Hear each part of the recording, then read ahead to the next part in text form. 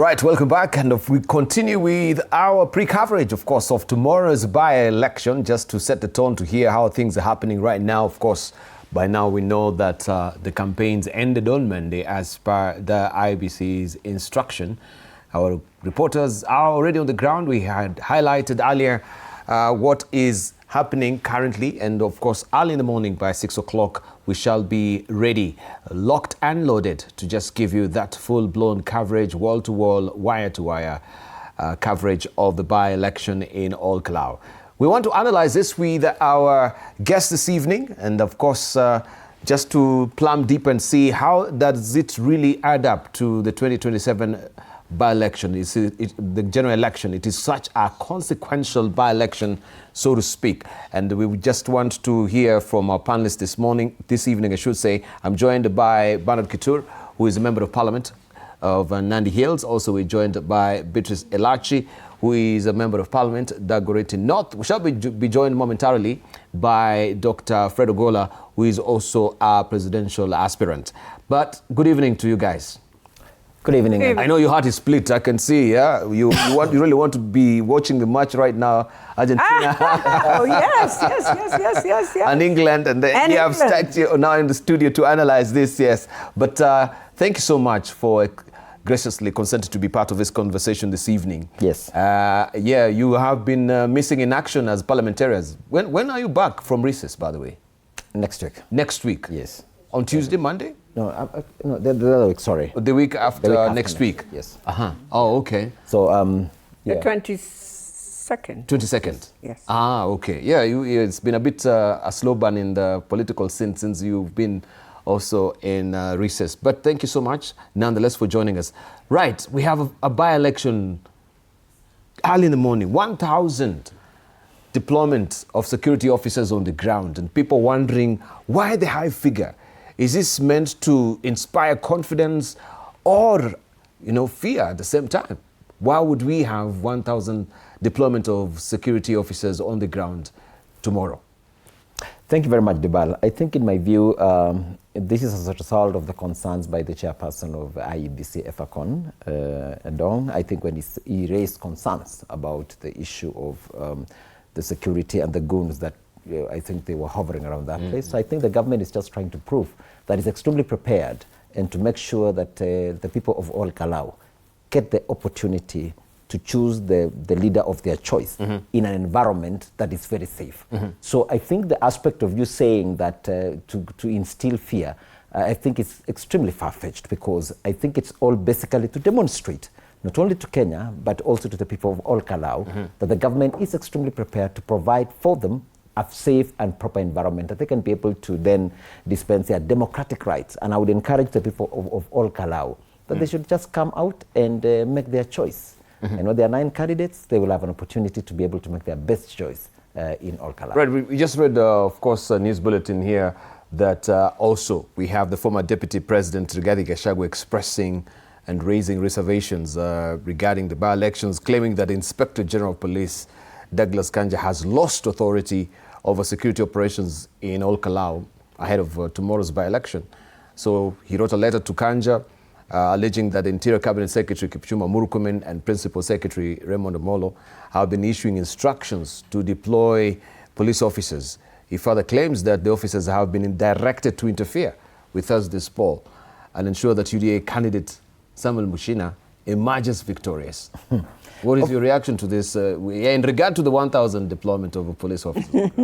Of course, certainly as it was, what would you expect of the former deputy president, a man who is known? He already knows that he's losing actually that seat by the sheer fact that I know he's been doing his survey and assessment, and clearly he now tries to create a scenario, trying to paint a picture that the fact that the government has taken its position to provide good environment and safe environment by those, by the concerns of IEBC. Of course, now the action was done by the security apparatus to make sure there's a proper environment. So what would you expect of Gachagua, honestly? You would expect him to now begin to throw, aspersions here and there and create a sense as if all doom and gloom.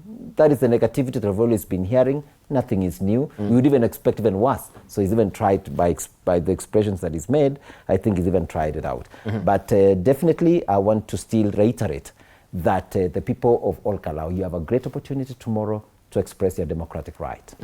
Right, Beatrice Elachi, it seems the high-octane politics that has been building up towards this by-election is really worrying, the least to say.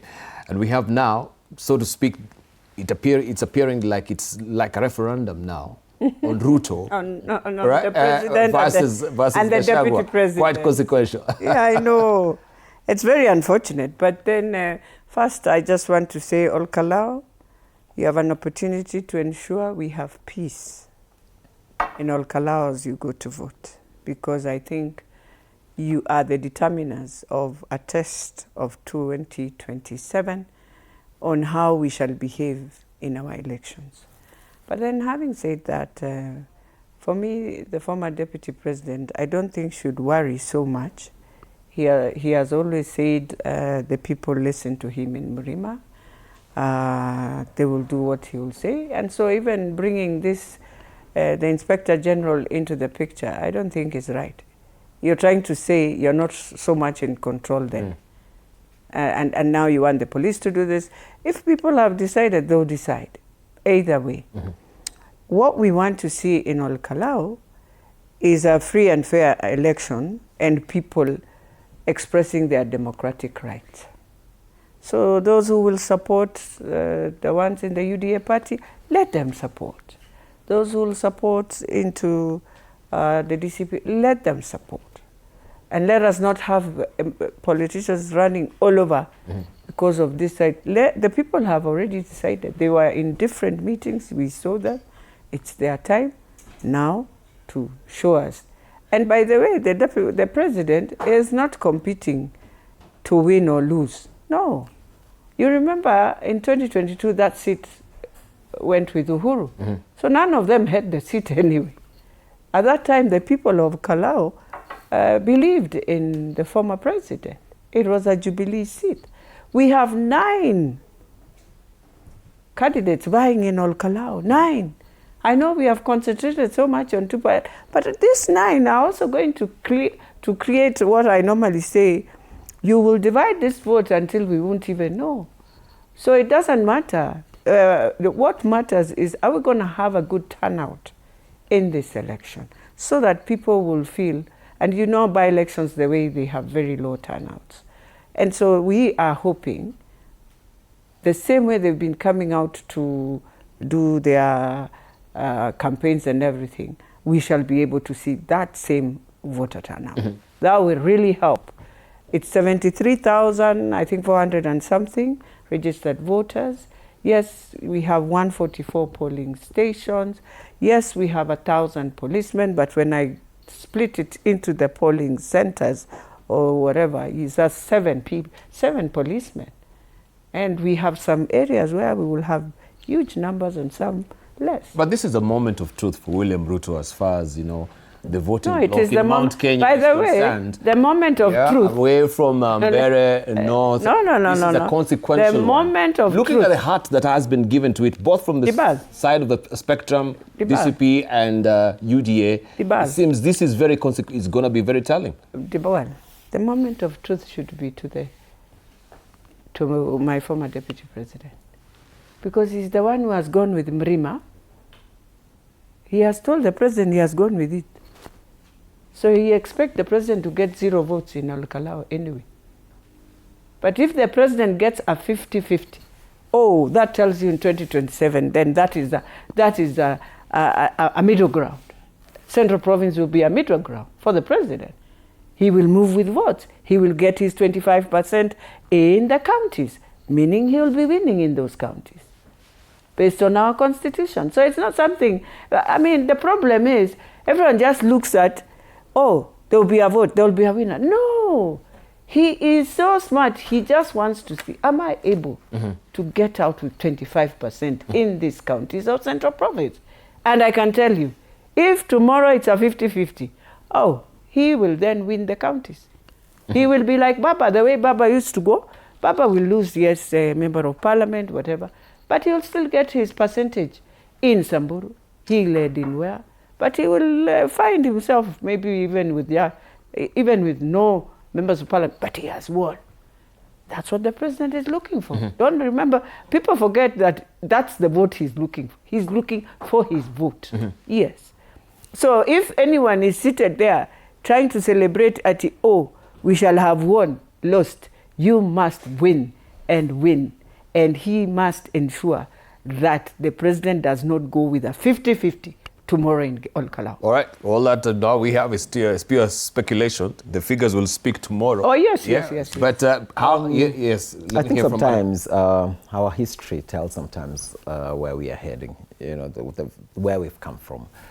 In my view, of course, agreeing with what Honorable Elijah said, that it will be purely a proof on the part of Gachagua himself, who has always prided himself that he has segmented that part of the country to be the one he considers. Of course, I know that will be proved wrong tomorrow, because if you look at all the by-elections that have been done in the past, talk of Emurua Dikir, talk of Mbeere North you mentioned, talk of Kasipul. Kasipul was broad-based, the one. Talk of Banisa, talk of Malava, talk of Isiolo South. All of those, all the by-elections that have been done, the win has always been towards the side of President William Ruto's coalition or Kenya Kwanza government.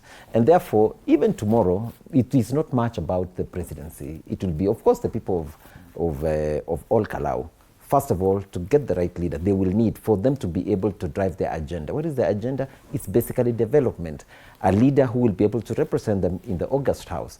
A leader who will be able to, not from the perspective of tribalistic perspective, but also a national leader. You are coming to a national assembly. This is not a village, assembly. And therefore, to the people of all Kalou, in my view, this is your election. That you have to vote wisely, that you get the right leader who will have the right alignments as well up here, who then can be able to draw in, opportunities back, but all Kalou, as well as development in the remaining short period. By the way, there will be about, close to a year, right, before we go to another election. So they need to really make that wise decision. So in my view, one more time, it will be one man trying to, prove that he's locked in a region, which I think is extremely sad statement to always put across. But nonetheless, that is his way of doing politics. Everybody has his own way of doing politics. So tomorrow, the people, the decision and everything lies with the people, the great people of all Kalou. But looking at the bigger picture, Beatrice, well, we'll just have to also be realistic. It's not really about the fight for the votes. This is a fight for perception. Exactly. Right? And they always say perception is a concrete reality in politics. So it is not even about just all Kalou. It's about the outcome of this particular election. What message does it send? That's what I've said, and I want to repeat in a manner we understand, all of us. You see, Central Province has been a region where not so much that they are very abrasive in making, they appreciate when there is small political parties and all that, number one. It has always happened in Central. They appreciate, and people will go and vote to the people they believe in. That's number two. But then now, as I said, you want to bring in a perception, it is a fight between the president and the yes, I'm not refusing that. But the challenge they face, the challenge both leaders face is one. One faces the worst challenge of saying, this region will be like this. You want to make it a region with one political party. The president is trying to say, first of all, I want to really appreciate that he has done a lot. In that short period, he has done a lot for the people of all Kalou because they voted for him. So whether they don't, at least he has gone back there. Whatever he has done there, they are the ones who voted for him. They are the ones who made him to be called president anyway. So I was wondering when people, I'm like, he has to do that for them. They voted for him. But now we come to what everyone will be looking at. Remember, in Olkalau right now, everyone is in Olkalau. All members of parliament, I don't know who of both sides, are in Olkalau. During the main election, you are alone. Remember that. Each of us have gone to now struggle in our constituency. In constituency, yes. Exactly. And that's where the big test is. Because whoever is coming from Olkalau to join parliament has only 4 months to go back on a field and start campaigning again. In fact, we need to think through, even by law, and ask ourselves whether it makes sense for you to spend all this money. You're cutting it way too close to by-elections. Yeah, we should also think those by-elections. If you're 1 year to an election, is it okay? Or what do we do? What happens to these constituencies? Because I think this was not so right even for IEBC. And so we are giving a test to everyone. But I can tell you, this member of parliament enters and comes out without even understanding what is parliament, where is this or this. Trust me, because you come in, we are coming from recess, you come in, we are in August, I think we have another recess, we move October, November, December, you're off. You come to March. The long recess, yeah. Yeah, you'll come back in March. So what have you done in parliament? The nominations have begun. Exactly. You come back in March? Yes. Oh, that's a long recess. That's a long recess. Oh, yeah. So that's why I'm saying we have just we did not say the truth to the people of Olkalau, that even as you go for this vote, it's a vote that you know you're coming back to an election. Campaigns by December, this person will have so many candidates again on the ground. He won't even know I came from an election or what was I doing. So it's also very challenging. So for me, on this, I support the president, and I can tell you, if he comes out with whatever vote it will be, they should make sure he gets less. But if he gets equal, prepare for a 2027 in Central that you have never. Really bold and it will bold him. He say, if I can get this, and that time there were all of them. 2027 they will be alone. See, I will walk in and now plan with my guy there, and we'll have many political parties. That's it. He will walk out with that seat. All right. Oh, yes. Okay, let's look at the IBC because I think this will be a very providential time to test the credibility of IBC. People have been raising question about, trust issues with IBC. We have the current commissioners saying, don't judge us with the previous, set of commissioners that we do have. We are new, fresh pair of legs, in the office right now. Tell me, what do you think so far as even handling just some of the election infractions that we've had recently, building up to tomorrow? Do you handle it in the wisest of fashion? First of all, I want to say that I like the boldness of the chairperson of IEBC. I think recently when he actually stated that if we are going to have this sort of violence or perceived violence, or the gangs and the goons who are trying to create disruptions in the process, and that the people of Olkalau will not have the opportunity to be able to exercise their democratic rights and elect their leader. And he was very categorical that I can call off these elections. I think that was extremely bold, and it tells you that this is a chairman who is determined to be able even not only to deliver these by-elections, just as but I think, showing even in the future that they are damn serious in their work. And yes, I agree with you that whatever learnings they learn from the various by-elections, of course, most of those by-elections have been quite okay. Yes. In my view, despite the normal, all by-elections usually have challenges. This is a seat that people are fighting for. It's a push and pull. You really want to get this seat. And of course now, just as Mheshimiwa was talking about here as well, we are talking about, the two very strong, probably parties trying to pull to each other. So I think, yes, it will be a show that if we deliver these by-elections in a very transparent manner, and transmission of the results also being done so effectively, and then it tells you, and in a very charged environment as it were, and I want to believe this might be one of the last by-elections being done before. Hopefully so. Hopefully. Really. Then expect then that this will demonstrate that 2027, is still also a perception of what it will create on how the IEBC will be expected to behave in 2027 going forward. But so far so good. In my view, I've actually been following up very closely. Equally, I have a lot of friends in All Kalou, and as well as I've been recently the chairman of CIOC, I've actually been very close to IEBC, and I'm very glad on the kind of preparedness they've really been able to put on the ground.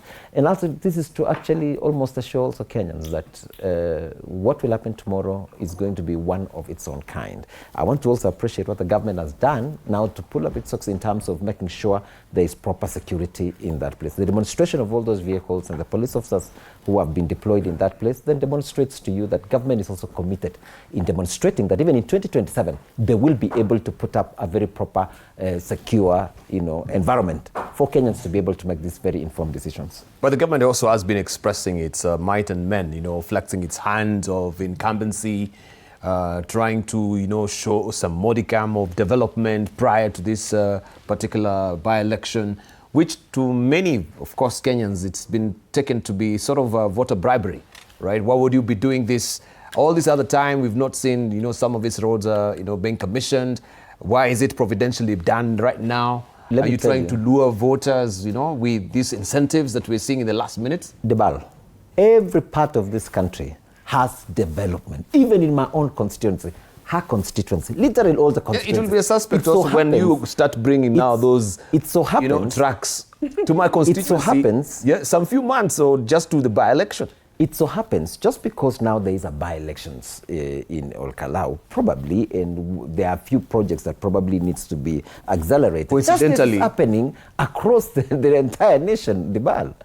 So when you try to say that is the only place development is happening, no, I'm not saying it's the only place. I'm just saying how providentially is it that is aligning with the next, of the schedules of how this deployment of all these tracks and the development will be happening prior to the general election, acceleration to the by-election. Just as you will be seeing also those projects that have slowed down, even ourselves, even myself, I'm heading towards elections next year. If there are projects that I feel they are not accelerating, definitely you'd want to put, additional fire and mojo to it. Yeah. So it's so the works will speak for you. Yes. Right. Let me extend a hearty welcome to Fred Ogola. Thank you, Dr. Professor, for joining us this evening. And we were eagerly waiting for you. Fresh from Mombasa, you said? I was in Voi. You're in Voi? Yes. Mm-hmm. How is Voi doing? Voi is good. I went to pick my girls from there. Okay. Yeah. Welcome. Yes. Right, we are waiting for you. And of course, we are analyzing just how it will turn out tomorrow, looking at the All Kalou by-election. I don't know, you've been following this as well, and I would love to get your sentiments. We're just talking about development coming and inching closer just prior, to before you came. I was asking, why is it happening right now that we have developments being shown around All Kalou before the by-election tomorrow? How providential is it? Yeah, first of all, I must say that I'm so heartbroken. That's broken? Yeah, with what's happening in this country. Because you see, poverty, Debal, is man-made. Poverty is not created by God. From the very beginning, who was poor? Come to the Garden of Eden, but also come to the era when our ancestors were there. There was no poverty. But you see, a typical politicians wants you to keep you poor to control you. Because if the people in All Kalou were well off, why should they be interested in getting a mattress? Go to London or New York. Who would be interested if you're distributing gas cookers or if you're distributing mattresses? So people have used poverty as a tool, a political tool to control the masses. In fact, they say if you want to control them, keep them hungry so that you can continue feeding them. But that is not the main thing. The most interesting thing here, Debal, I like your religious views. I'm also a very staunch Christian. If you know what's happening in All Kalou, go to the Bible and do the distinction between Jacob and Esau.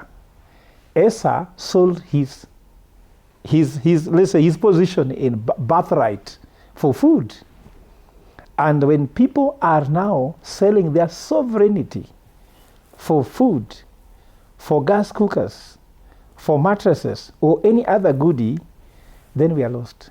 Tell me whether Kenyans normally donate, or if you like, delegate the sovereignty that they can take back. Because I know all those things happening where people are being given food here and there. That is actually delegating your sovereignty. And you're delegating it based on food, on cheap things like a mattress. I know for a poor person, mattress is not a small thing. But I want to say that if you want to understand where we are in Kenya and how we are going to make bad decisions during the election, look at what's happened in Kalou. One, we have a government that does not know how to run economy, misperforming on every criteria or key performance indicator you like. But equally, we have a nihilist opposition. If you want to know that, the government is saying, we are giving you goodies so that you can vote for us. And there are also tracks of promises they're giving. While opposition is saying, kula, lakini kura utupatie. I was hearing that thing since I was born. That is not anything new we've had. Opposition should also come with a clear narrative, their message. What are they telling people of Kalou?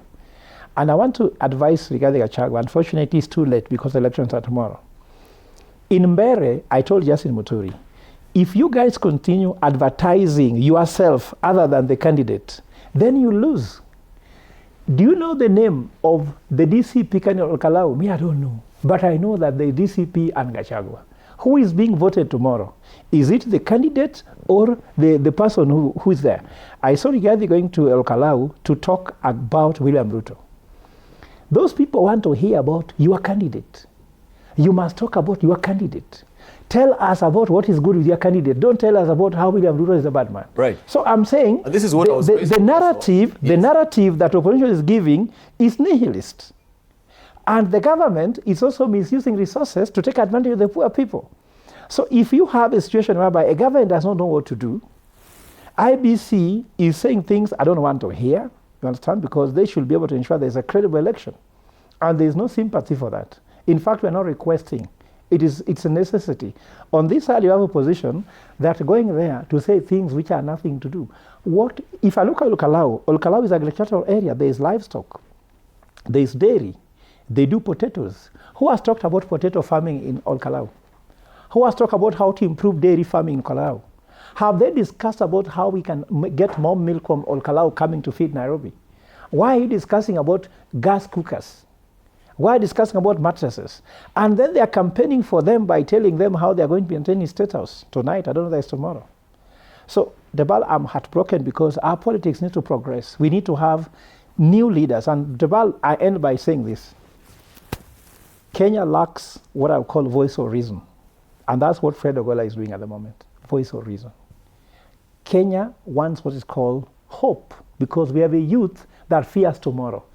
A country where youth fears to wake up.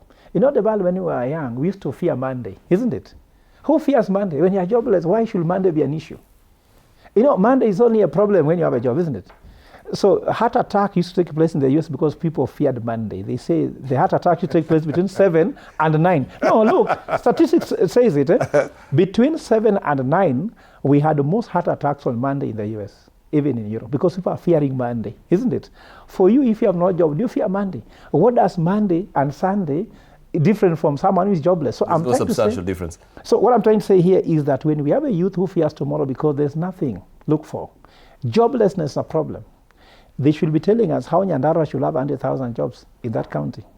How that sub-county can get us 3,200 jobs for that sub-county. How every ward can have, you know, we should be discussing those matters than discussing about Ruto and discussing about Gachagua, right, and discussing about opposition. Okay, you've heard also from Ogola that this is all about political optics. Yeah. We don't have any proffering of the candidates that so many Kenyans, even right now, they do not know who actually is going, you know, to be on the ballot tomorrow. Aside from just the two that have been propped. Yeah. Because looming largely, it is all about DCP and UDA. Exactly. That's what I said. That you see, we are talking about Kalou and we are forgetting there are 9 candidates. Yeah. And in these 9 candidates, each person, I can tell you, will have people voting for. Does not matter whether you win or you lose, but they will be voting for. And it is unfortunate that also, but the good thing with IEBC, the NADCO report, and it is us politicians who passed, so I am hoping again politicians will not go and complain in Kalou. We said they vote. That is final. Is from the polling station, that stream, final. You cannot change, you cannot do anything. And so I'm hoping IBC will follow that because it was passed. That is how we are going to vote even in 2027. So how do we separate IBC from its past? Well, you see, the problem is when we look at, we need to look at the law, how it's also progressing. So if we have changed a few of the challenges IBC used to face in the past, and we've tried to reorganize, and I'm hoping IBC has also reorganized, and IBC has to be strict and the returning officers strict, because you have agents there, you have finished in the stream, you've agreed that's the vote, finish. Whoever has an issue, go to court. But don't now bring drama, no, we agreed as politicians, we shall finish in the polling station, that is the vote of that person. And the moment all the agents agree whether this was spoiled and you say it's spoiled, let's put it aside, or it can count to one, when they have finished and signed and agreed, this is what is going to be counted. Please, politicians, don't go there and create drama. No. Agree with your NADCO report. It was passed in Parliament, in the Senate, that is how it has to go. The other thing we must agree, I will say this on this thing of taking goodies when we are doing these by-elections and everything. I think this is one thing Baba used to really, he hated that, to be honest, didn't like it. And it is not about even the politician. I can tell you it is a culture that all of us must work around it. Because do you know you can go to electorates and they can chase you away if you don't have anything also? And they can make sure they beat your car, do everything. It's something, it's a culture we have to really ask ourselves. And the electorate must also be part of that civic education. It's not about a politician, because I'm telling you, Dibali, you will go for a meeting. People, first of all, even are not ready to hear even your vision, even your message. Isn't it you, the politicians, who've made this part of a political culture? Not as the politicians. But now you are bearing the brunt of it right now. That you have to go on the ground and that's why I'm saying it is not something that started yesterday. I think we have perfected it from 2013, to be very honest. It was there even during Kibaki's time, but it was not as tough as it has been from 2013 to now. And I can tell you, even those who are coming for these campaigns, whether you say what, say finish, then arrive to that ground and you tell me. But this thing of our young people, who we are calling all names, they have become goons. You see, in this country, one of the things we always refuse to just follow through is that from 2007, when our young people decided what they did anyone ever question that? Did we ever? We looked at all the things, but we did not look at, at that time, young people could go on the road, decide, Ogola, you are from where? From Nyanza. You are not passing here. You must give us this. By the time we were removing that challenge, we had taken a while, and we never bothered. We made it now to become a perfection of how we do things. And then you see the other challenge is, today, professor goes to the ground. He's vying. Young people will follow him. Very soon they'll start saying they are his. He never calls them. They'll just say, these are your young people. We see them with professor. He has no idea, maybe. He has nothing. That is what we have also perfected. That we enter into the ground and we fear. So you ask yourself, you are from constituency X. How did you arrive in constituency Y, and why are you here? Mm-hmm. But you cannot question. Right. We have left it. It's becoming a norm. It has to stop. That thing has to stop. And we must be, all of us, Right. even you in the media. Let me tell you now where we are going wrong. You see, we are discussing this thing, but we are refusing to tell ourselves. Even me in the media, some of them are my brothers. You know, we are refusing. We throw it. Where are you throwing it? And you are also just like me. You'll be in that field that day. What if it happens to you? What will you say? The media was attacked. But was attacked by who? By the same person who you are thinking was of Mheshimiwa, and maybe not. So we have to sit down, discuss the issue of our young people, why they have become what they have become, without saying, oh, these are goons for so and so. These are, no.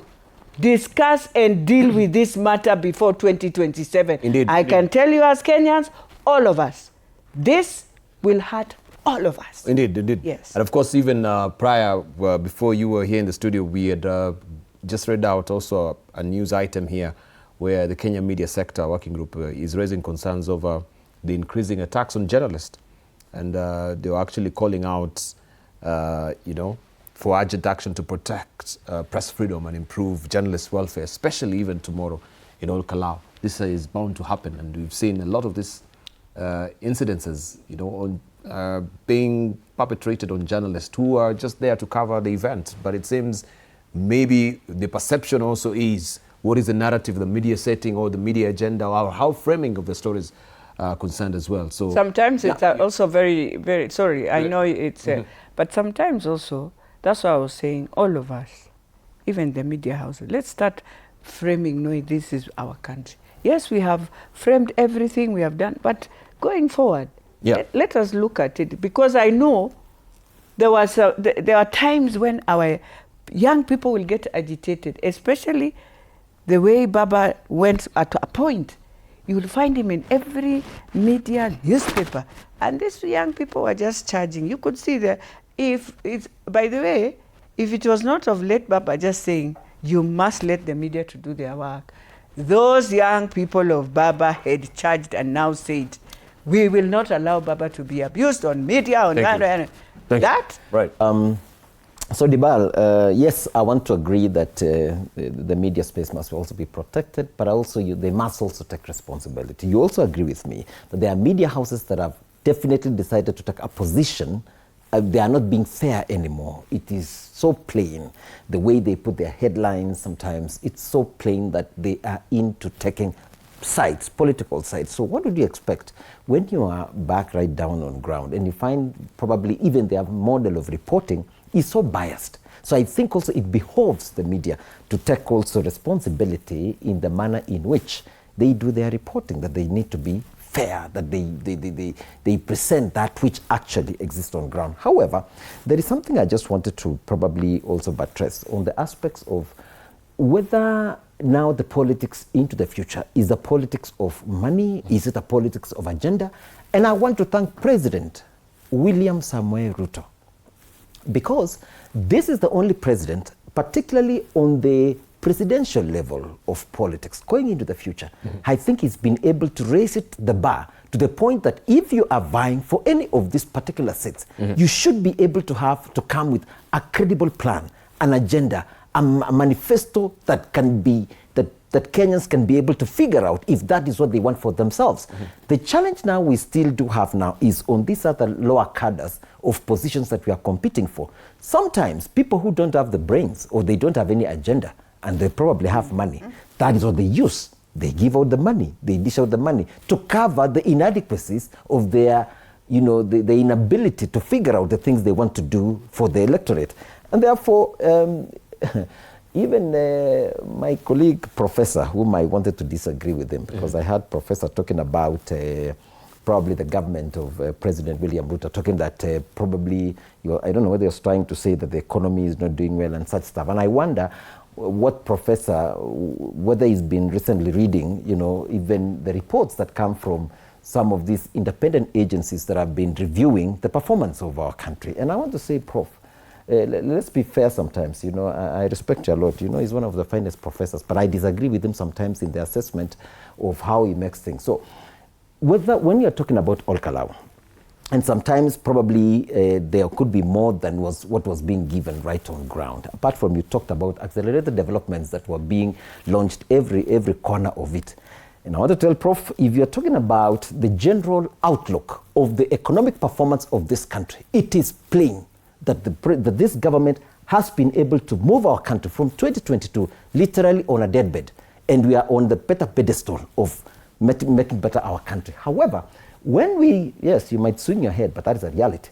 When we are talking about Kalou right now, sadly so, as I said, it is still the aspect of tokenization is existing. Let's be frank, even myself, you know, when you go back right down on ground, the moment you just land, you know, if you don't, now your colleague has something to offer, so nobody will listen to you. It is, we are in a catch-22. But I'm looking forward to a situation where Kenyans will be able to listen more on the ideation. What is this thing that you want to come and do for them as a manifesto? Or what is it that the person right now on the seat did not do that they are coming to deliver? Finally, I want to agree that in Kalou, it's been more, particularly from the aspect of the opposition, it has been talking about a political party, much more than the candidate and probably what the candidate comes to deliver. So we are now reducing ourselves, and I think also media also needs to up their game, so that we help Kenyans and say, any candidate of whatever position you're vying in this country, please come with an agenda, come with a manifesto, come with a dream. That is the pedestal that we need to be talking from, but not basically about political parties or the tribal lines or pulling one another. Now we are talking about the presidential campaigns. You know, you talked about perception. Yeah. So we are losing again because the people of Kalou want the right leader to represent them. It is not much more about the perception of the 2027, but rather what is in there for the people of Kalou. But of course, that is about to really happen, because you can see there are a lot of activity around the two candidates that you're proffering, and overshadowing these other candidates that we know also will be going down to the ballot tomorrow. But I wanted just to ask, from your own assessment, Prof, as well, because of the high stakes that we have in this consequential by-election tomorrow, will the losing or the winning of Gachagua increase his momentum or decrease his momentum? Yeah, first of all, there'll be a win. And there'll be a win for sure. But is the win going to be good for the people of Kalou, or is it going to be a benefit of an individual?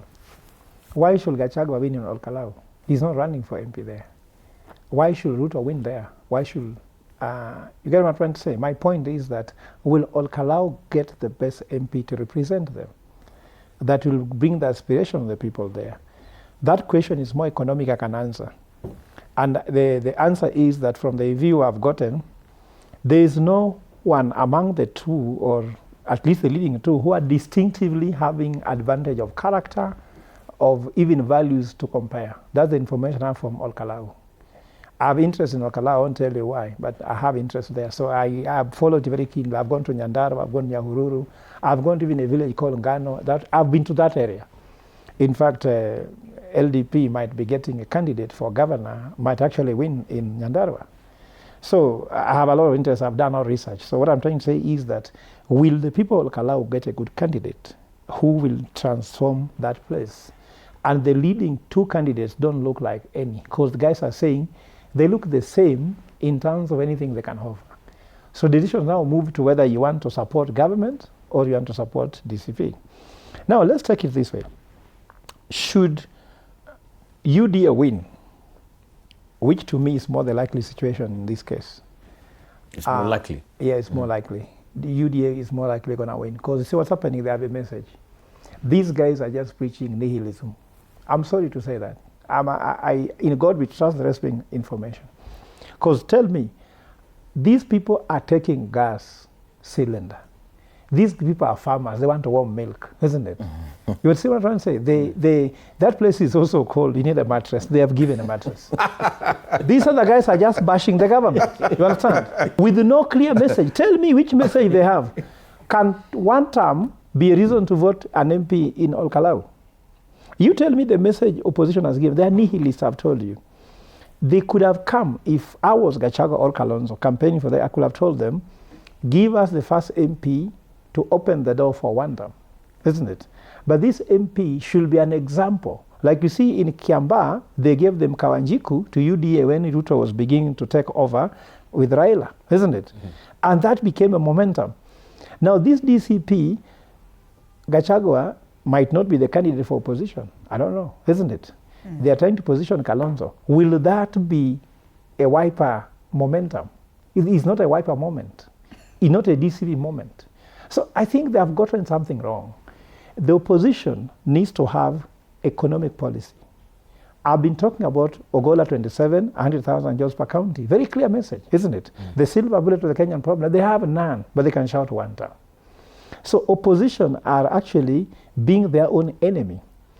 The candidate for Kalou, for opposition, do not know even which message to go with on the ground, but only to cry babies, there's a lot of violence.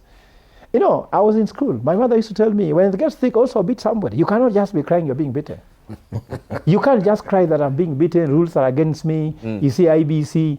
So when you hear all these crybabies, they know the politics. Some of them became what they are through the same means that they're trying to deny.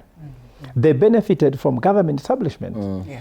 If you look at Gachagua, how did Gachagua become an MP? He was supported by William Ruto when he was in Kenya Kwanza, isn't it? Why is it that coming back now, Kenya Kwanza is very bad because he's supporting other people, not him? So I am not here to market a government. Me, I'm just honest. So my brother here can disagree with me. Since I was born, and I'll be taken to my grave, it will be written I said the truth. I'm not interested in being right. I don't want to be right in terms of the face of man, but God knows I'm saying the truth. So I can go and tell you that I don't think the opposition has demonstrated that language. Go and find how Kawanjiku was elected. Gachagua helped campaign for Kawanjiku to win. What is he doing now? He's doing the opposite of what he did in Kawanjiku. So even some people might be suspecting, are you really serious you want to win this election? We got to Mbeere North. Justin Muturi was more important than his candidate. You find that Gachagua was talking more of himself. Yes. He thought that winning Mbeere North was a personal gift to him, not even the people of Mbeere North. Mm-hmm. So if the win in Kalou is a personal win for Gachagua, then what is the interest of the people of Kalou? Mm-hmm. So I'm telling you, if I was Gachagua, I could have looked and said, these guys are doing dairy farming. These guys are doing agriculture. They are farming potatoes, isn't it? How can a candidate we're electing going to support these people who are from Kalou, even if you don't give the gas cookers? For them, first, no gas cooker. 2, no mattresses. 3, no message.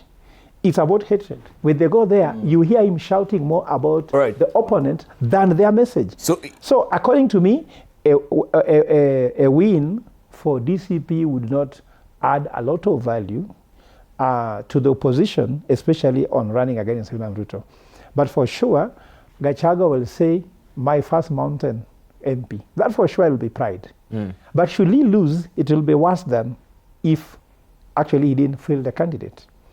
So according to me, the loss is much more painful for him than actually winning. Because if he loses, after losing Mbeere North, losing Kalou, he lost one which was taking place was somewhere in Narok, isn't it? Yes. All these things, and he won only MCA somewhere was random somewhere in... Narok. I think that was... Yes, you see. Only. If you can win an MP, you can win an MCA. And the time they have spent there, it will show very clearly what the president said before, that the MPs that were from UDA were voted because of him, not because of their own. He said that, isn't it? And that was telling them, you have to vote for the finance bill because you are voted by Kenyans for me, not for yourself. So going forward, Dabal, I want to ask people of Kalou, go and have a sleep test. Ask yourself, who can lead you? Don't follow a party. Don't follow an individual because you want to reward them. Go and look for what is good for yourself. Forget about mattresses. Forget about gas cookers. Because these are things passing. Elsa's generation was lost because of choosing the stomach. And I'll tell people, Kalou, you're not poor. Because I read the economic, there's 73,000 voters who are voting in Kalou. These people, actually, Kalou is a very rich place. Why should you look desperate before the state anyway? if people of Kalou is desperate, what about people of Turkana? What can Turkana people do? All right. So is there also a disintegration within maybe the opposition itself? Because I can see, I was just reading and wondering, are these sentiments also coming from one of the senators there, the Muranga Senator John Utu, saying that the president has gone all out to demonstrate that he still commands the region despite his acrimonious split with Gachagua. And he argues that Mount Kenya remains central to President Ruto's re-election strategy. And I wonder,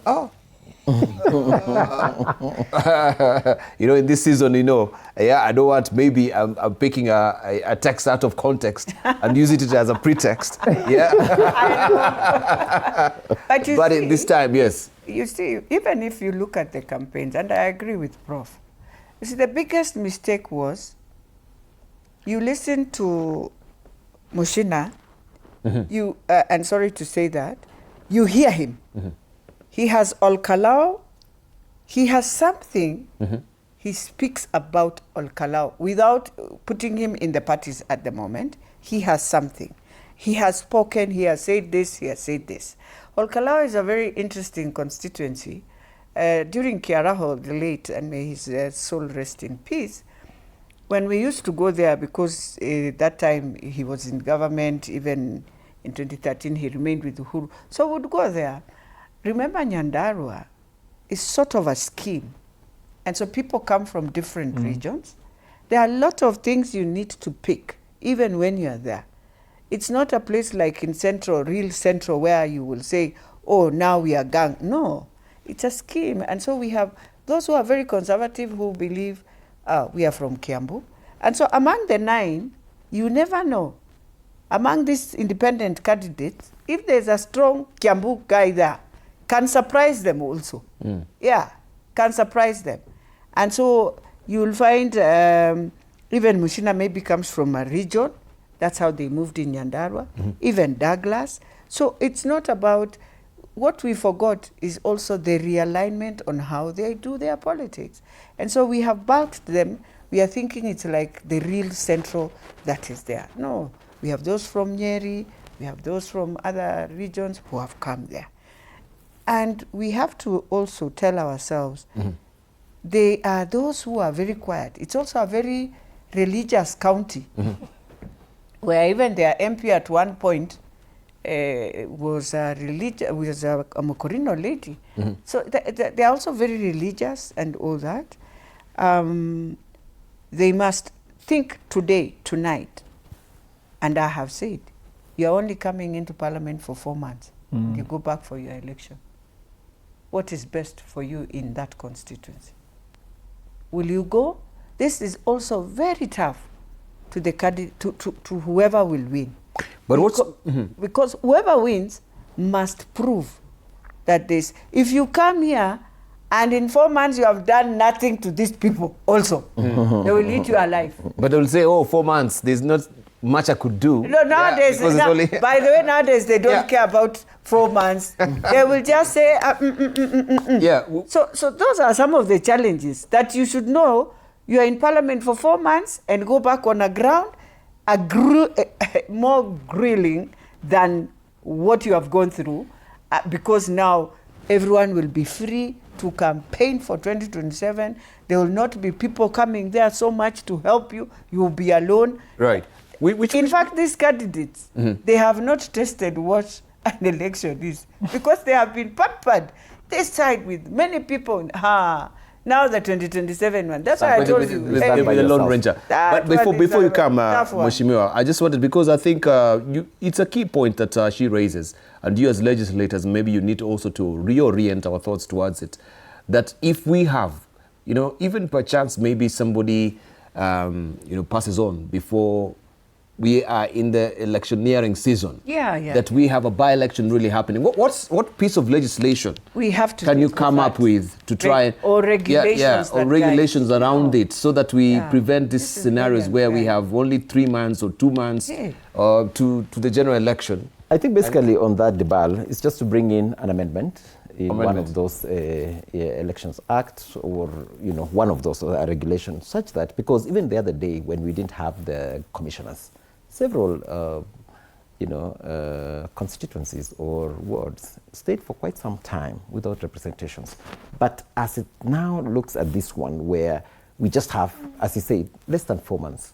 You just come in because we are coming back. Then in September, you're going to get for a short recess, and then to December, then now the long recess. And you've had that the nominations will come much earlier, in 2027. Therefore, the fellow being elected, the member of parliament will be chosen for all Kalou, will really have a too brief stint. It's not quite fair. And I want to tell you something also about parliament, by the way.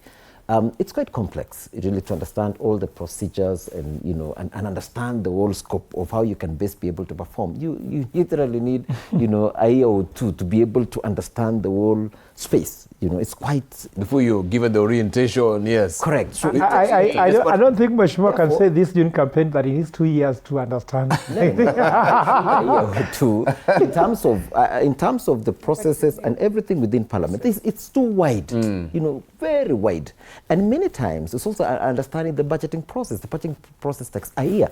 And you need to understand each and every step, how it goes, right? Because the budgeting process, this is where many times the members of parliament use that to lobby for some of the projects they want to be done in their constituencies. So therefore, if one of these process happens, a 1 year cycle. So it means the next year now is where you've understood now how best you can be able to position yourself. So when you talk about 4 months, clearly it may not be, we really need to look into it. And I agree with Mheshimiwa 100%. However, there was a point to... But but I don't want it to just get lost in the shuffle, that we speak about it here, then after it... No, we'll talk about it. Can you raise it on the floor of the House? Yes. And say, can we try? Yeah, it's a serious concern. It's a serious concern. Serious concern. So I hope... And now that we are discussing this, I can assure you probably even when we will be, inviting or giving,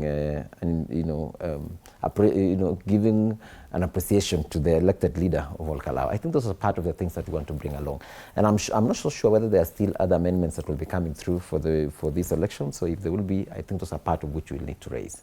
That will be labor, but it's a serious issue. It's a serious issue. Moving forward. Allow me to say... But I want to mention something before. Yes. There's something you mentioned about some of these leaders, and you mentioned particularly a senator of a particular county in Central, who are now beginning to warm up, speaking a bit, they're beginning to soften their tongue, because most of them probably have known that they might be losing even some, some of these by-elections that are coming. In any case, the last 8 by-elections, actually, as I said, it is either UDA or a broad-based party is the one that has won. So literally, the likelihood of the elections going that direction, despite the fact that a stronghold is largely high. However, I want you to understand that politics is extremely fluid, very fluid.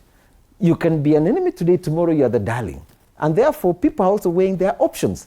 You see the silence that has been there. You didn't see much participation by Gachagua in all Kalou, because I'm sure he didn't want to present himself so much. And then he realized when he loses now, even bigger, because he says that he had left it for the senator for Nyandarua to do, the handwork. And of course, I know he was behind it just to try and save face for himself. Because if he loses that seat, clearly it tells a lot. But I want to say something about the senator that you mentioned. Politics is extremely fluid, and expect that even after this by-election, there will be a lot of, tectonal changes, political tectonal changes. There will be a bit of, people will begin to warm up either this direction. Or realigning. Realigning to see how best, because for sure, with this, there will be a lot to determine for 2027. But it does tell also there's a lot maybe happening within that particular party, as far as maybe intra-party democracy is concerned. And for once, being a very vocal political operative within this particular party and making such a turnaround, it really tells much that is happening within that particular party. And you know how little he has always been. So for him to have been able to soften up, it tells you a lot. And I want to agree now with Prof. I think for once I may agree with Prof. in his assessment on this particular aspect of looking at what is happening in the opposition. I think clearly there's much. There's much. Yeah, so first of all, let me weigh in on the issue of the term. I don't agree with leaving the MP seat for long, but if I would be contributing legislation, I would prefer that if somebody dies some few months of the election, maybe that person can be elected, and then the next election, they're given some time. Oh, yes. They don't have to go through another Back to election. the, yes. Yeah. Uh-huh. For example, the MP for Kalou, Yeah. the MP to be, God willing, who is, we pray for him, whatever he is, I don't know. When he wins, he should be allowed to extend to 2027. I mean, why should we have another election for this? But of course, people of Kalou will say there will be no gas cookers and mattresses. So it's a difficult situation to weigh. But I'm thinking they should be allowed. Secondly, I also want to look at leadership as continuity. When there was an MP who was working, we should not come up with new things. There was something he was doing before he passed on. So even if you come for 6 months, 4 months, you can also do something there left, because we have this, what you call abandoned projects, where the former leader was doing something, then you come, you want to do something different, and you abandon the projects you began, which were halfway, where money was spent. We saw this even in the current administration, whereby the projects which were initiated by Uhuru, some of them were abandoned because maybe you didn't like what he said or whatever. Continuity is important, so that resources can also be used. There is nothing like a dead project. Indeed. And you raise a good point, because when even it comes to legislation, you find the 13th Parliament with all the good legislation, some of them, they've even go to the third reading.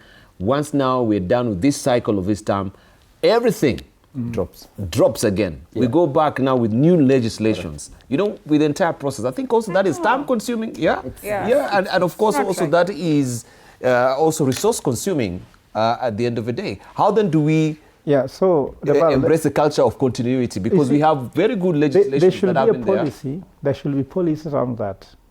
There are some countries where you cannot just wake up. And let me tell you, when I was Kibaki's economic advisor, when they came with Vision 2030, Vision 2030 was supposed to outlive Kibaki. We came with medium plans, 1, 2, 3, 4. We had government structures that Kenya Kwanza has ignored in totality. And I've been crying about this every now and then. Because I see the president saying things should be said by somebody who is a CEO of a parastatal.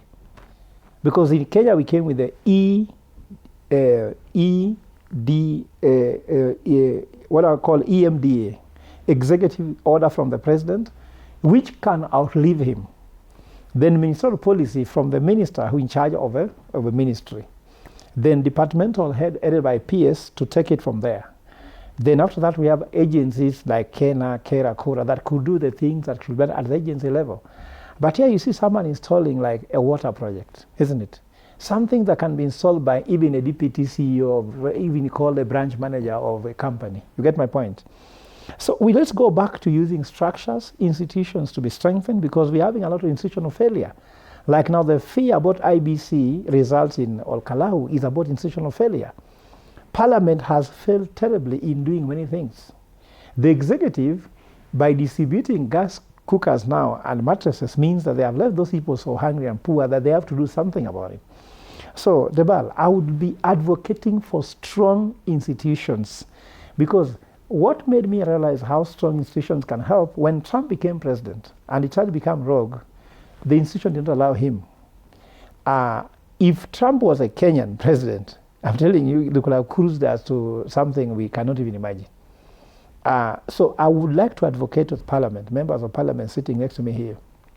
Why don't we strengthen institutions, structures, and systems, and start depersonalizing this thing?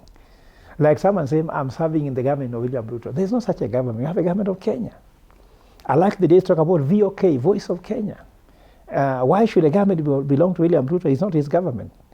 Why do we personalize everything? Ruto's budget, Ruto's ministers. Come on, those are Kenyan ministers. Right. So we need to depersonalize this thing. And I want to tell my brother when I learned, when he told me he disagrees with me and economically, I'm an economist. In Kalou, we have 52,980 households in Kalou, isn't it?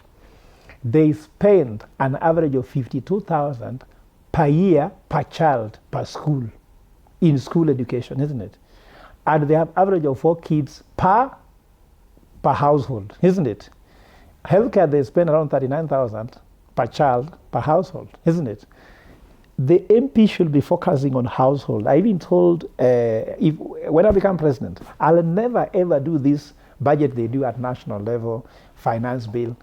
We should start budgeting from when you pass a finance bill, there should be what's called impact assessment report. How does that finance bill affect household expenditure? Because, Debal, you like it or not, you can make noise about GDP, but you eat GDP. You consume as per your household expenditure. How much money going to education? How much money goes to healthcare? How much money goes to your transport? How much money goes to buying clothes?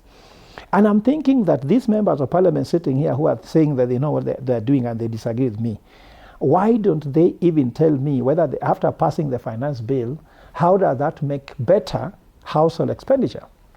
And I'm asking for all Kalou, whether you took mattresses or you took gas cookers, will you have an MP who will improve your household expenditure? For example, how will they spend CDF to alleviate the pressure you have in education? How will they alleviate the food security that is taking place, is challenging Kalou, which will be a very rich sub-county after all. But if you look at money that you have eaten, it won't work. And I want to also say, you can't blame Kenyans for asking for money. Because what is happening is that when you hear MPs talking on the rally, they even tell me, if you don't have money, we talk hapa, hii ni mchezo ya pesa. Wanasemanga hivyo kwa ground. So they say it very loudly. So how do we undo this culture? Truly, it's truly backed in the system. Yeah. It is these people leading. It will heighten with this. The politician lead us to it. That's what I'm saying. We are in it already. Yeah. How then do we uncouple ourselves from this culture, please? Laws have been put, they don't follow. Compliance, the laws are there. They cannot comply to it. But he's giving you the reality on the ground. You have your opponent who now will come dishing out money and they're asking you, yeah, this is how, even you've been there, you're bearing the brunt. Yeah, I was in the ground, yeah. Yeah. So without liquid money, you cannot actually make any headway. You can't. We've seen also the goons really climbing on your cars, on the rails on your cars. You can't live there without dishing out money. I think I've hosted Hester Pasares here. She's recounted also that she has to part with around 100,000 shillings. Agreed. From the ground. Agreed. Because they can't let even your vehicle come out from, the rally But itself. let me give you a bad reality. It's not the goons. When I introduced myself to run for member of parliament, Just about, let's hear from Mheshimiwa. That's why I said earlier, just allow me to share this 1 appreciate minute. When I introduced myself to become member of parliament, do you know what shocked me? The day I reached our home where I was born, I saw my family members queuing to pick the money. And I discovered this is a different thing altogether. And some of my cousins were queuing 3 times. And I discovered that you can't change this thing. If I'm lying, ask them. So we can't change it? But no. It starts with the family This is very unfortunate. and your whole stuff. The ones you're going to pay again, they will still line up. Debal, the day I also... This is one I said will be security team. Debal. Now he's lined up again. Debal, the day I saw a very serious businessman also being on the queue, and when I asked him, how come you're also on the queue, he said there's something different about the But have you, found it ridiculous. have you ever imagined, Debal, you see even this money for the elderly, but let me tell you, it's very interesting. By the way, it's something that I've also asked myself. So you'll find somebody who is really able and has worked even in Gava, but he is now old, he or she, and he'll tell you, no, I'm also old, and I'm supposed to also get the money that comes from protection. Despite the stipend. And if you go to that list, you will hear names and you'll be wondering, but even their own kids can have children will afford to take care of their parents. They are there. And so it's a culture. there's something they tell you, no. Even today, I can tell you I have people who always tell me, Moesh, this is yours. Yeah, I know I can manage this one. Let me have it. And then you say, thank you so much. I've never tested money from a politician. And they're like, hey, hi, Father in heaven, come down and help us. Help Kenya. Let me ask the Debal. chair. Yes. Yeah, Debal, I just wanted to also mention that I did earlier mention that I want to appreciate President William Ruto. I did say that in the way that he's beginning to change the politics to the point where he says, please bring in your agenda, bring in your view. What is your manifesto? What is it that you want to do? So that in as far as, of course, that should be the key aspect. that, in my view, will continue to reduce this desire for money as a basis of the politics.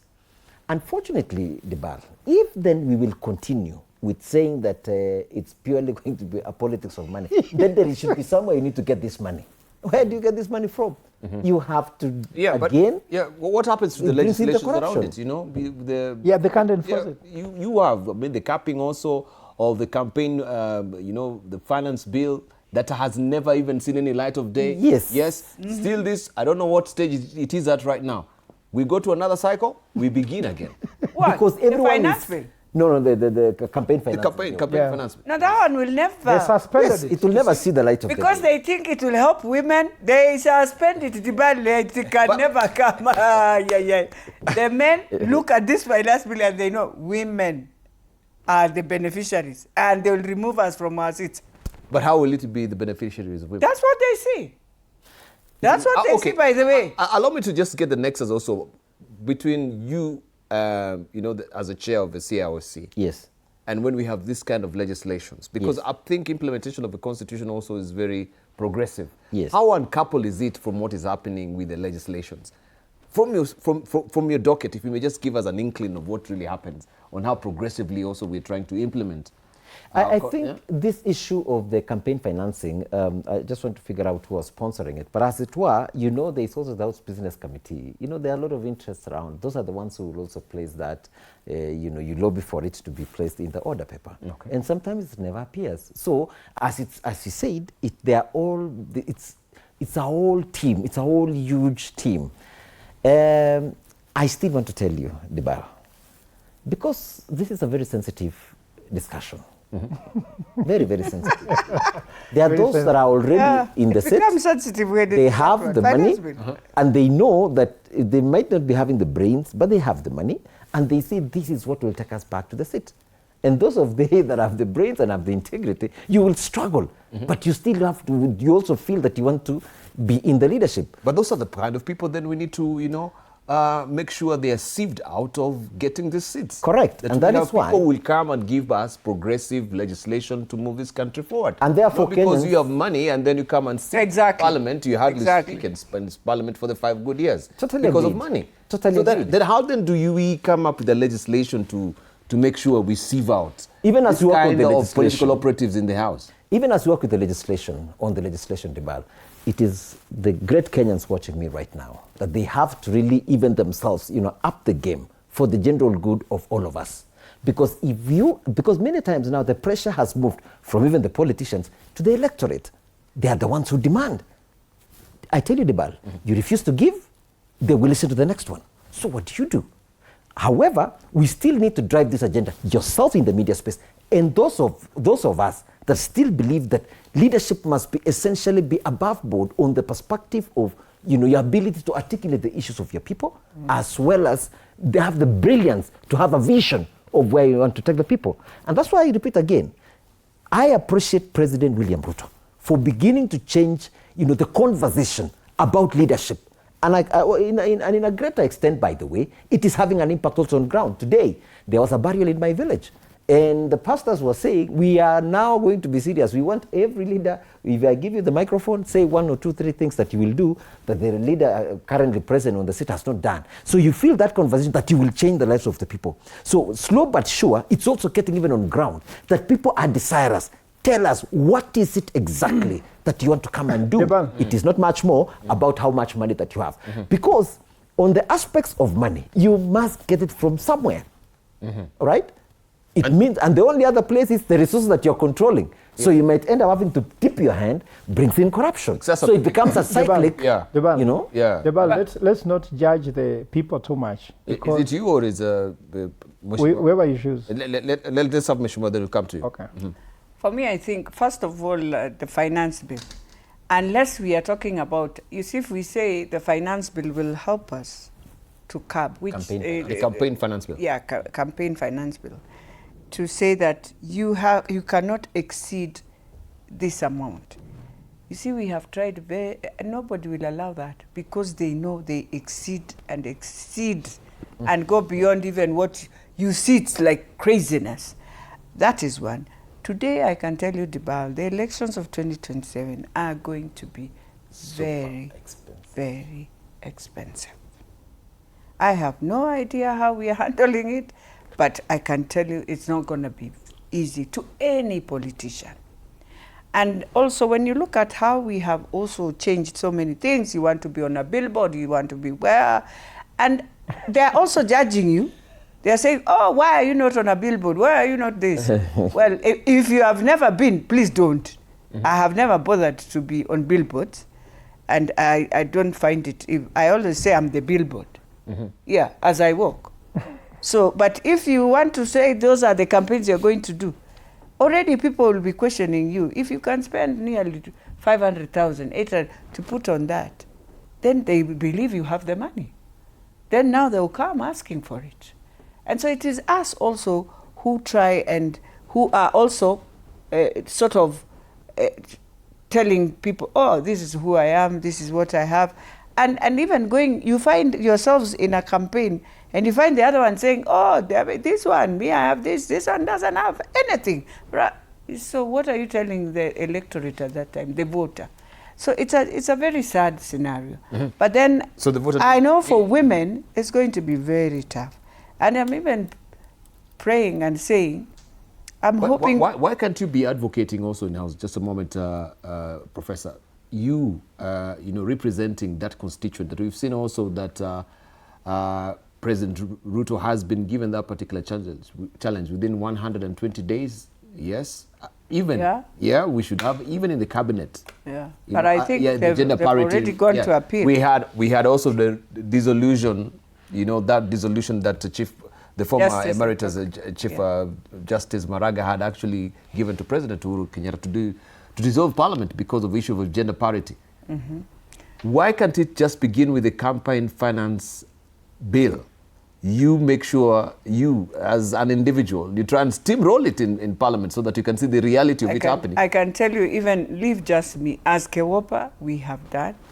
We have even the 2/3 we have pushed through, but it is just somewhere within Parliament. It's just lost in the shuffle. And anyway, they know very well, even if you bring it now, it won't go through because how many months to push it and then we go back to the same cycle. So we'll go back to the same cycle. Mm-hmm. But the last thing I can say is that one of the things that I'm hoping political parties will do, especially in nominations, is to see how to support women across their political parties. And I agree with you. If you know your political party is strong in this region, ensure. If you have women who are strong, who are coming up, and who can win, give them that opportunity so that even this thing of 2/3, now we close it. Indeed. But close it in the right way. I wonder how Prof is doing it with the LDP.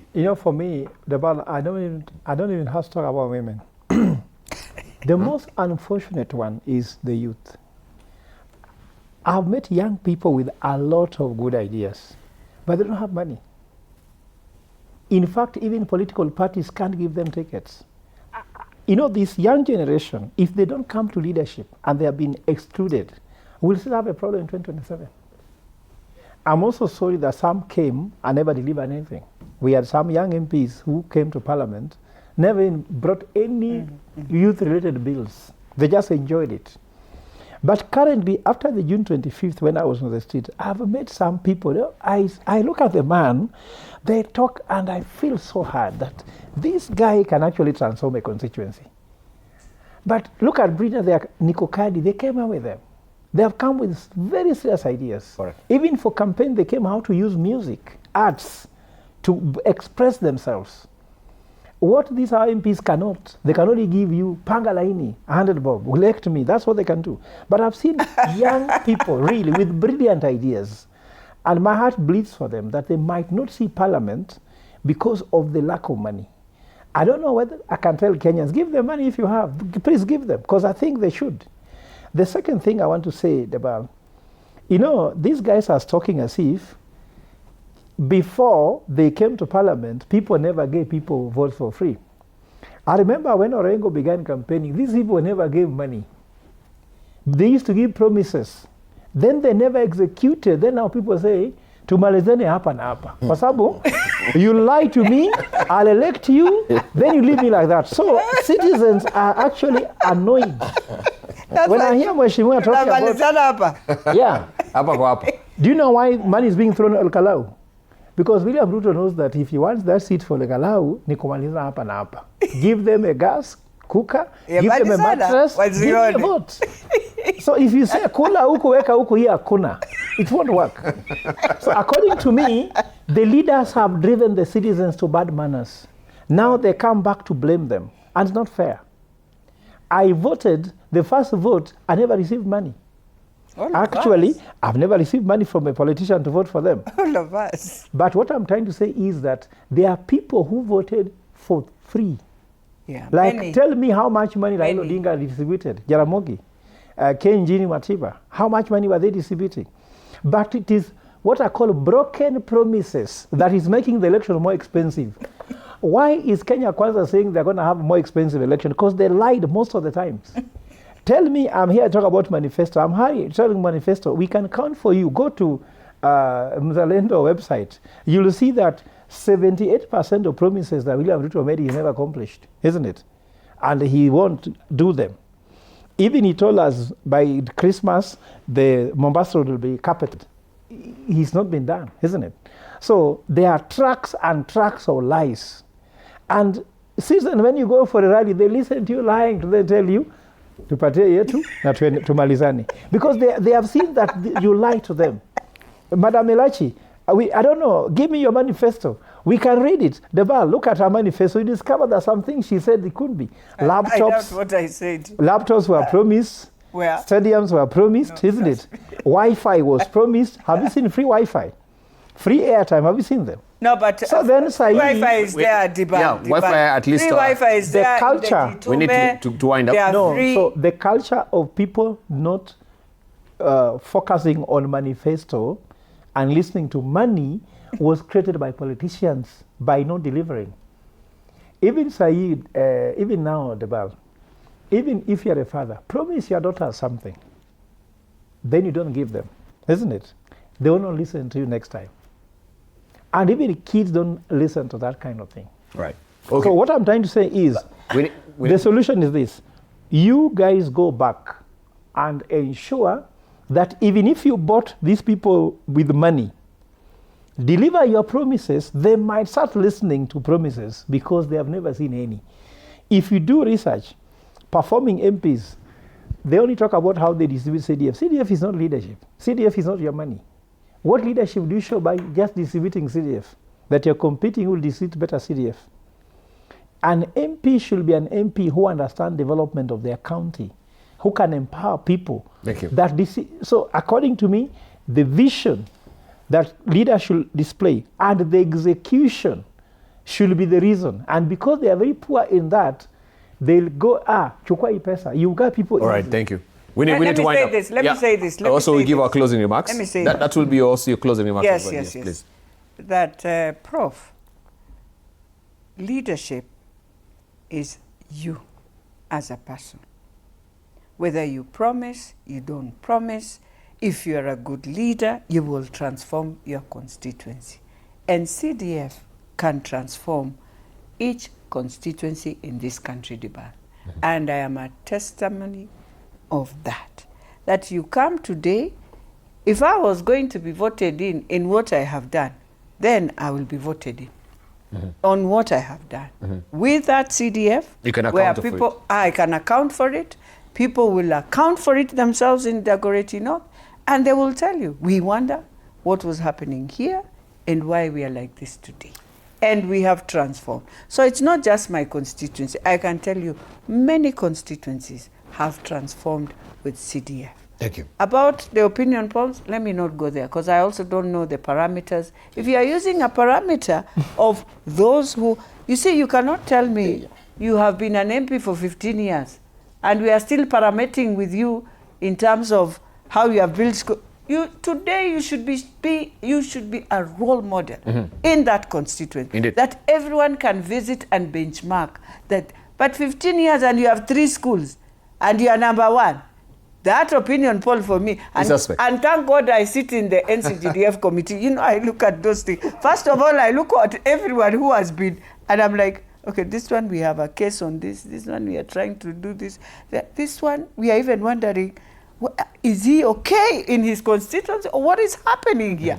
Because you question and question so many things. Some even have money in their accounts and they have never done anything.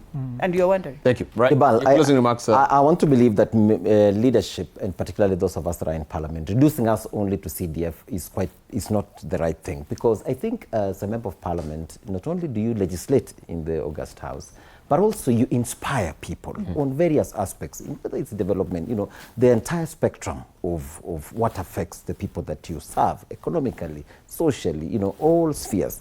So in my view, that constitutes your position as a leader. But critically, you are in the legislative house where you then process the functions that happens there. So many times, of course, you've mentioned about the issue of the opinion polls. Let me tell you, Debal, several times all those people, they sent you SMS and ask you to pay. You pay, and then your ratings is put higher. You appear in newspapers. That usually happens. Yes, they do. Okay. Because when you use CDF, we have the reports from the OAG, Office of the Auditor General. That then explains how the funds have been used. But all these others are just creations. You just create, and Kenyans up there, you know, they run up and about on that excitement.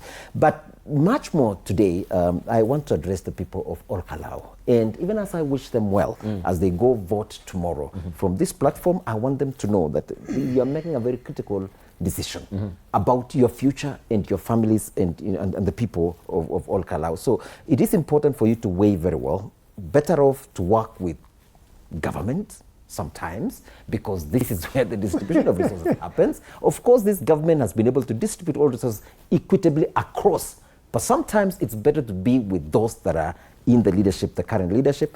And finally, the discussions that you've discussed today, to ask Kenyans that let us also be fair on those who are seeking leadership. I want to agree with Prof also that there are many young people, just as I was. Yes. I really was struggling when I was in this seat. And there are people who would really come with tons of money. So I would just step aside, hide until they are gone. And then the few that are remaining, I tell them, please listen to my idea, my dream and vision. And here I am. But it was extremely difficult. The landscape, you know, it's made, the pedestal is made so high that people don't listen anymore to any ideas, any vision, any manifesto. They are saying, as you said, tumalizane hapa. But sometimes there are also persons that have great ideas that can make better your lives. So in my view, the Kenyans viewing us today, even as we go into 2027, let's be too critical on analyzing the leaders that are coming based on their vision, the contents of what they have inside them, but not much more about the amount of money they can give. You can take that money, but make the right decision. Well articulated. Thank you, Prof. Your closing remarks? Mine is to wish the people of Ol Kalou to get an MP for them, not for anybody. Because after that, all the noise will end in Ol Kalou. I remain the one person. You'll be on your own. There'll be no gas cookers coming. There'll be no mattresses coming. Choose an MP for yourself, not a win for anybody. But you've already made a call. And if you do that, go forward. And lastly, I want to ask leaders, please let's love our country. And let's frame the Kenyan question right. And it's an economic problem that's disturbing people. Let us not go to politics. Let's focus on that. And if we solve that problem, then Kenya will go to its route to prosperity. But for now, we are misframing the problem. And there's no goons. Nobody was born as a goon. There's no womb that was conceived as a goon. Absolutely. So goon, there's economy of goons. It's become an economy. Just like economy of salvation, how Jesus healed people. Let's run away from that economy. Let's focus on building an economy for a country that needs to progress and prosper. Fantastic. Professor Fred Ogola, presidential aspirant. Peace. Peace. Remember, now they have finished. You are left alone as Ol Kalou constituency. Have peace with your neighbor. Have peace with your neighbor. Does not matter who comes to parliament. He will work for you. Have peace with your neighbor. Yes, good place to leave it at. Thank you so much, Professor Fred Ogola, presidential aspirant LDP. We really do appreciate you coming through this evening. By the way, England is leading right now. Yes, Yeah. Gordon gave we were watching as we do. I thought you were concentrating here, you're split here, but I want to thank you also dedicated. Plays for Barcelona, but I know he used to play for Everton those days. Yes, yeah. Member of Parliament, Delegate North, good, and also Baran Kittura. I really do appreciate Chair, COSC at the National Assembly, and Member of Parliament, Nandi Hills. We really do appreciate, as always, very cogent, very trenchant discussion that we've had this evening. Wish we had more time, but yes, we want to thank you as well. Thank you for your valued company. Now you can switch on and, of course, continue watching the football.